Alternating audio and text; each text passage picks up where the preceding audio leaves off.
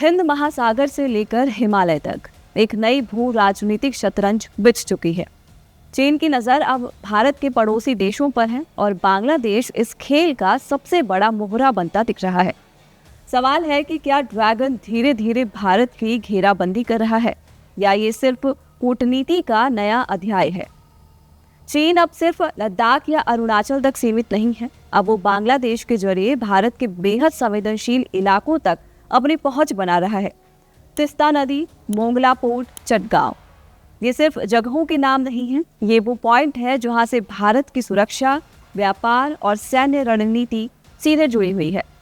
अब सबसे बड़ा सवाल है कि क्या चीन धीरे धीरे भारत को चारों ओर से घेरने की अपनी रणनीति को जमीन पर उतार रहा है, और अगर ऐसा है तो भारत के सामने असली चुनौती क्या है। आज इस पूरे मामले को एक एक करके समझते हैं। हाल ही में बांग्लादेश के शीर्ष नेतृत्व के चीन दौरे के दौरान दोनों देशों के बीच करीब 13 अहम समझौते हुए। ये समझौते सिर्फ व्यापार तक सीमित नहीं हैं, इनमें शामिल है बंदरगाहों का विकास, आर्थिक क्षेत्रों में निवेश, नदी प्रबंधन, बाढ़ नियंत्रण, तकनीकी सहयोग, शिक्षा, मीडिया सहयोग, राजनीतिक और रणनीतिक साझेदारी।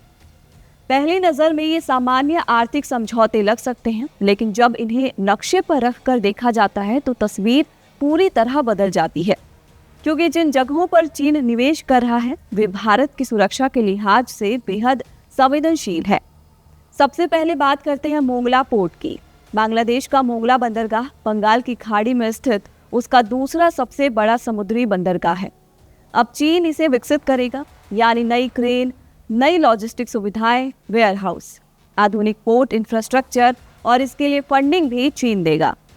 मामला सिर्फ बंदरगाह तक सीमित नहीं है। बांग्लादेश ने मोंगला पोर्ट के पास लगभग 110 एकड़ का एक विशेष आर्थिक क्षेत्र चीन की सरकारी कंपनी को देने का फैसला किया है। सुरक्षा हलकों में इस फैसले को काफी गंभीर माना जा रहा है, क्योंकि खुफिया सूत्रों के मुताबिक ये इलाका पहले भारत के लिए प्रस्तावित परियोजनाओं से जुड़ा माना जा रहा था। अगर वहां चीन की सरकारी कंपनियां लंबे समय तक मौजूद रहती हैं तो उनका प्रभाव केवल व्यापार तक सीमित नहीं रहेगा। इन सारे डेवलपमेंट से एक सवाल उठ रहा है कि क्या चीन जासूसी कर सकता है। यही वो सवाल है जिसने भारत की चिंता बढ़ा दी है। आधुनिक बंदरगाहों में सिर्फ कंटेनर नहीं चलते, वहाँ hi-tech sensor, digital network, smart crane, automated logistics, satellite communication और कई तरह के इलेक्ट्रॉनिक सिस्टम लगाए जाते हैं। सुरक्षा विशेषज्ञों का मानना है कि अगर इन प्रणालियों का सैन्य या खुफिया इस्तेमाल किया जाए तो समुद्री गतिविधियों पर नजर रखना आसान हो सकता है। यानी कौन सा जहाज कहाँ आया, कौन सा गया, किस देश का माल पहुंचा, किस दिशा में नौसैनिक गतिविधि बढ़ी, इन सब की जानकारी जुटाना पहले से आसान हो सकता है।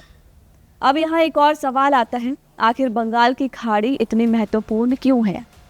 क्योंकि यही भारत के पूर्वी समुद्री व्यापार का बड़ा रास्ता है। यहीं से कोलकाता, हल्दिया, पारादीप, विशाखापत्तनम और आगे अंडमान निकोबार तक समुद्री संपर्क जुड़ता है।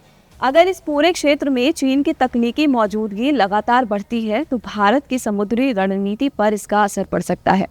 अब आते हैं उस परियोजना पर जिसे लेकर भारत सबसे ज्यादा सतर्क है। ये है तिस्ता नदी परियोजना। चीन इस परियोजना में तकनीकी सहयोग देगा। सुनने में ये नदी प्रबंधन का सामान्य प्रोजेक्ट लगता है, लेकिन इसकी असली अहमियत इसकी लोकेशन है, क्योंकि तिस्ता नदी का इलाका भारत के बेहद संवेदनशील सिलीगुड़ी कॉरिडोर के पास पड़ता है। भारत के नक्शे में पश्चिम बंगाल का एक बेहद पतला हिस्सा दिखाई देता है। इसे सिलीगुड़ी कॉरिडोर या चिकन नेक कहा जाता है। यही रास्ता भारत के पूर्वोत्तर राज्यों को बाकी देश से जोड़ता है।